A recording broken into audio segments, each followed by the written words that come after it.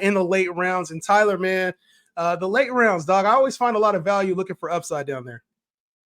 Yeah, no, absolutely. This is where I think that you find a lot of these rookies, especially rookies that kind of break out, that are kind of being not your Lad McConkeys and Brian Thomas and those kind of guys. So it's a good spot to draft from. And speaking of one rookie that I like, I really like Jane Daniels this year. Now, what constitutes late round? I'm kind of looking at guys who are going like 9 round in the 12 team leagues, 10ish around there later. All right. So, yes, Jane Daniels may not fit that, but also in home leagues, you see it all the time where guys will draft one quarterback and then they won't even go with another quarterback. So, if you're kind of like one of the last people to draft a quarterback, you can get Jane Daniels pretty late in fantasy drafts. So, for me personally, I like Jane Daniels a lot. I think he's looked pretty good so far this preseason. We already know that he has immense rushing upside. I want to say last year in college, he ran for 1,300 yards. So I want to say 1,100, 1,300, somewhere around there. Don't quote me. All right. But somewhere around there. But so very high upside. I went back and looked at it, and I want to say over the past 20 years, or maybe ever, there's only been 3 quarterbacks to run for over 1,000 yards and be drafted in the first round. Those 3 quarterbacks are him, Cam Newton, and oh my gosh, who's the other one? Lamar? Oh yeah, was he the first rounder? I want to say Lamar. Yeah, Lamar. I want to Lamar say was the last. late No, first. Lamar was like the last pick of the first round. Yeah, he went late first. So I mean, I would say that's pretty great company to be in. Now, is he going to be those players? I don't know. I don't think he's as good of a rusher as like Lamar, but I do think that there's a lot of upside there with Jane Daniels, that he can be a top 5 quarterback. And for a guy that's going later in the draft, I mean, I think he's a must draft if you end up kind of, waiting on the quarterback position. Yeah, I agree with you, man. And like I have him ranked firmly inside of my top 10. And I think the upside is there for a lot more. So if we get good Jaden Daniels, which kind of remind me a little bit of like rookie Lamar, sky is the limit for that kid, man. He can put up really, and he passes the ball well too. As you mentioned, like preseason, we're seeing him show off the arm.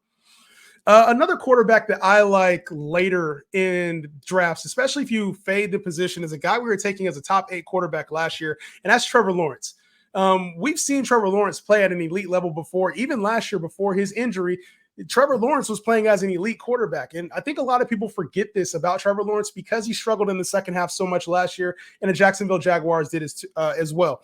This is a guy you're getting at the QB 16 range, which is outside of the top 12 quarterbacks. And even in 12 and 14 team leagues, I feel very confident in starting Trevor Lawrence throughout the course of the whole season, especially if you compare him up with maybe a safer option. This is a guy that will use his legs when he's healthy. They'll use him in the red zone when he's healthy. And also, he'll spread the ball out. And they've added some receiver depth for him.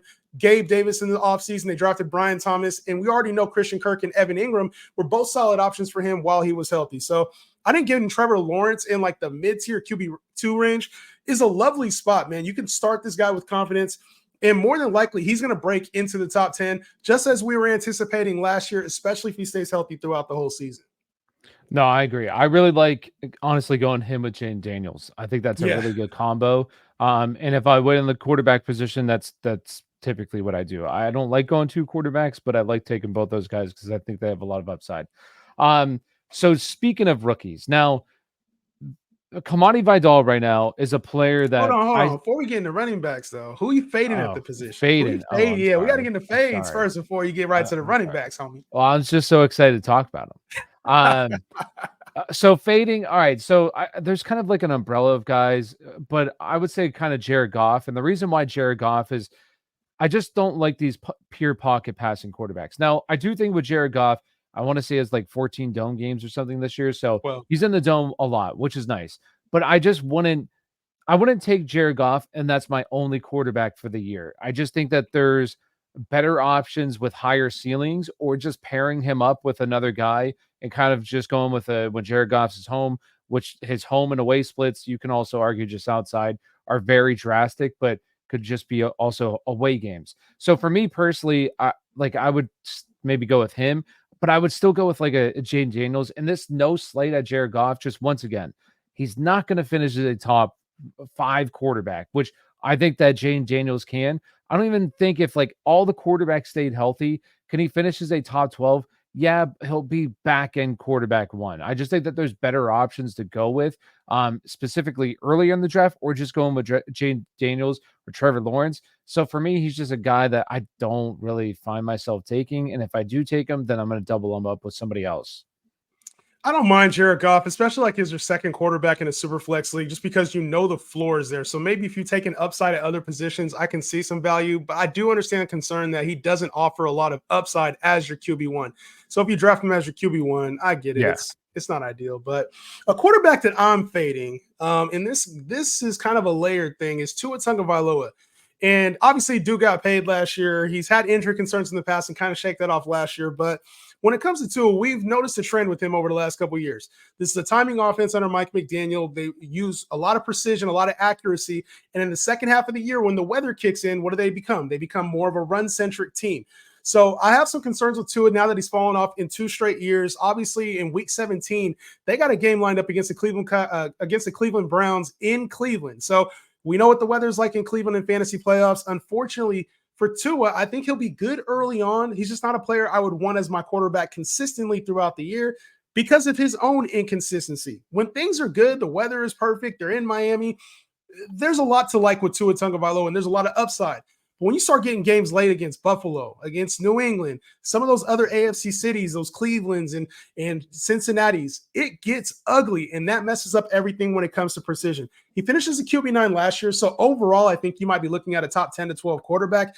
There's just other players, I think, with a little bit more upside than Tua on a more consistent weekly basis that I'd rather have in that draft spot. I'm out on Tua this year. No, I agree. I'm not really interested on Tua. I'm not interested really in any of those guys. I think that they're all kind of in the same tier.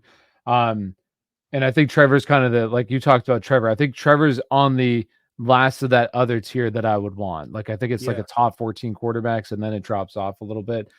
So I'm there with you.